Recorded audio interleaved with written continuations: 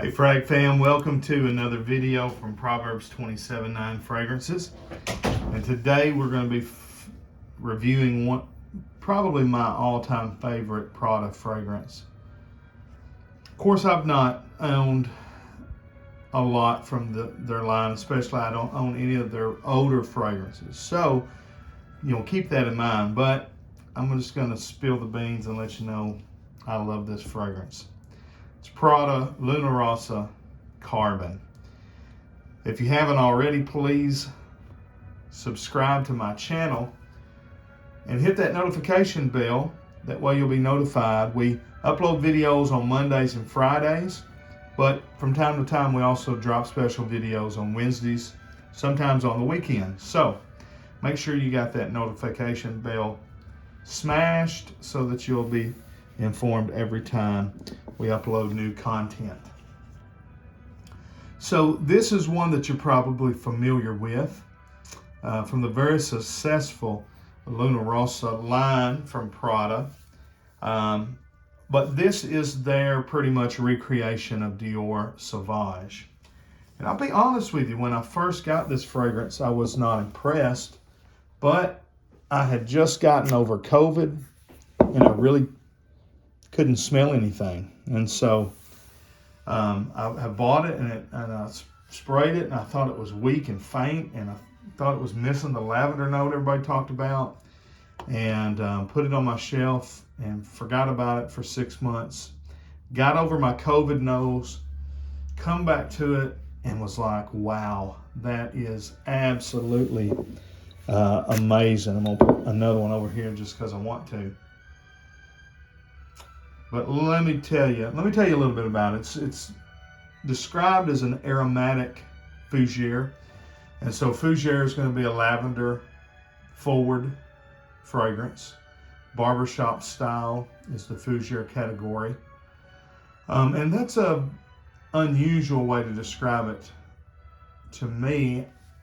I definitely would classify it as a fougere. I don't know if aromatic would be the way I would describe it, because there's not really any aromatics listed other than lavender in the note breakdown. When I think of aromatics, you think of herbs, sage and tarragon and ginger and things of that nature, spices and herbs. But however you want to classify this, I classify it as great.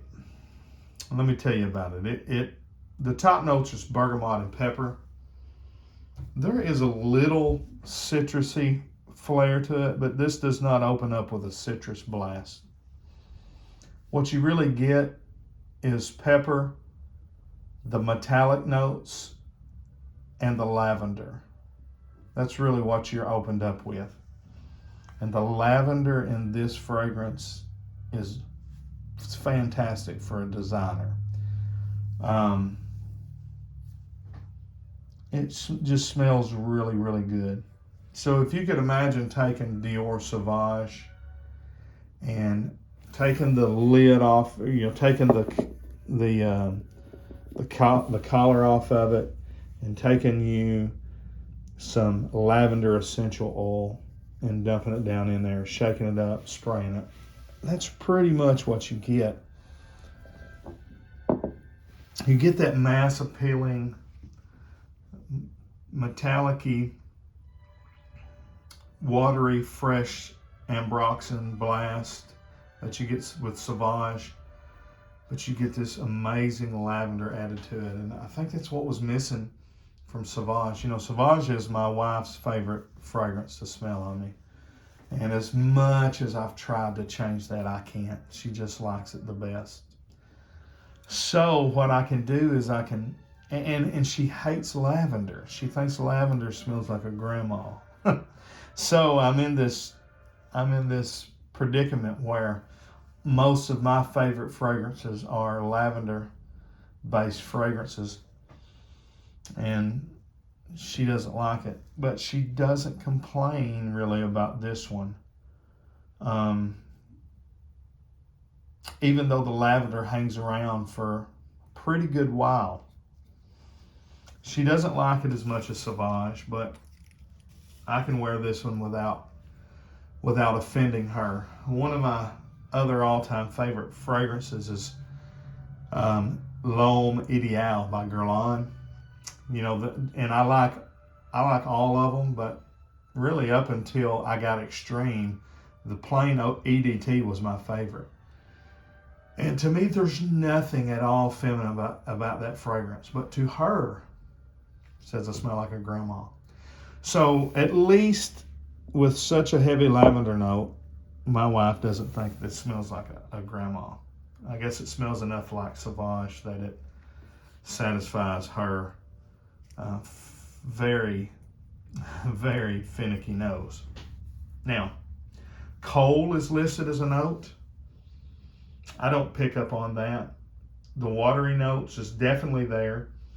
Soil tincture, I don't really get a dirty feel. To me, it smells fresh, smells a little blue, a little shower jelly without smelling corny. It doesn't smell like Axe, but it's got that blueness. It definitely has that metallic feel to it.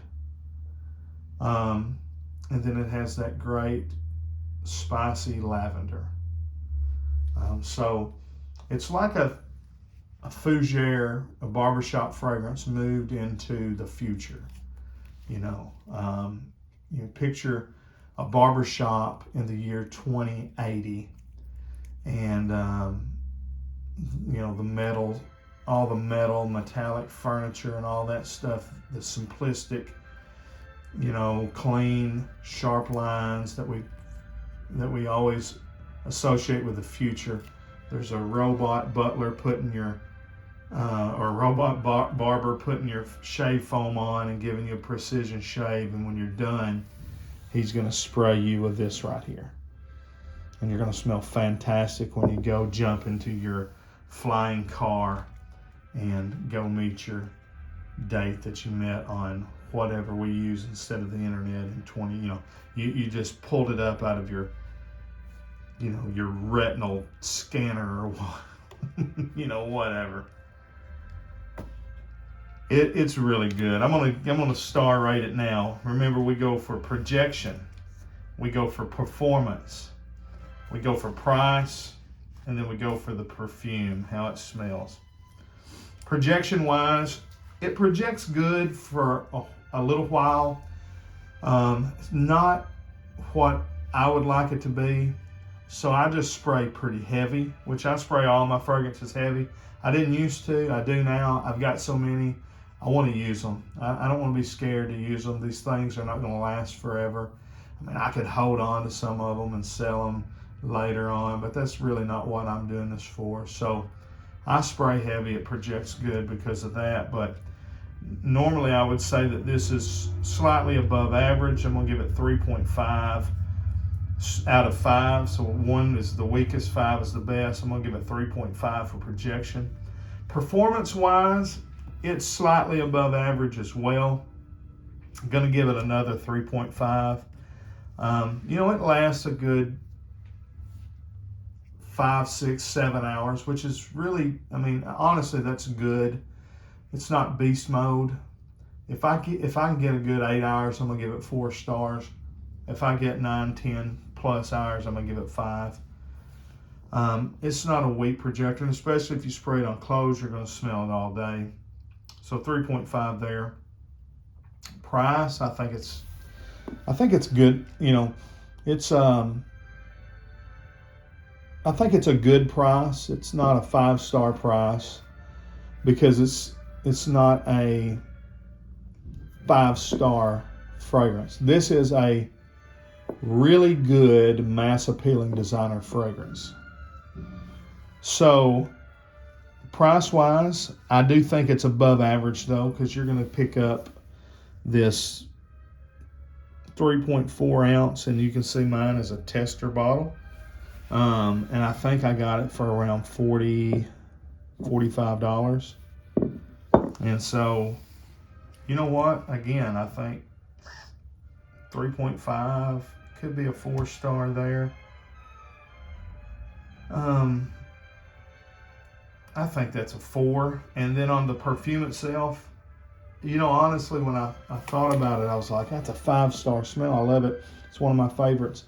But I'm gonna be honest, it's not a 5-star fragrance. It's not anything that's gonna blow your socks off. It smells really good. It smells really clean. It smells really mass appealing, and it smells better than Dior Sauvage. So you can wear it in the place of it. For the perfume itself, you know, I'm changing the 4 to 3.5, and I'm going to give it a 3.5, and I'm going to say that this is a 3.5-star fragrance. It's really good. It's a great easy reach, dumb reach. Grab it. You can wear it every day. You can wear it to the gym. You could wear it in jeans and a t-shirt. You could possibly wear it in a suit. You're not going to wear it with a tuxedo going to a real formal event, but you could wear that with a suit. I've wore it to church before. I've wore it to business meetings before. It's a good all-around fragrance. It's a solid, above-average fragrance. It's a 3.5-star fragrance. All right, guys, that's my thoughts on Prada Luna Rossa Carbon. Make sure you're subscribed. Leave me a comment there. Tell me how much you love it or hate it. Tell me what else you'd like for me to review. And if you've got something that you'd like to send me for review, you can send me a decant or send me the bottle, and I will send it back to you with some free decants of things that I got. So that would be my gift to you. So anyways, till we see you down the road, God bless. Frag on, Frag fam.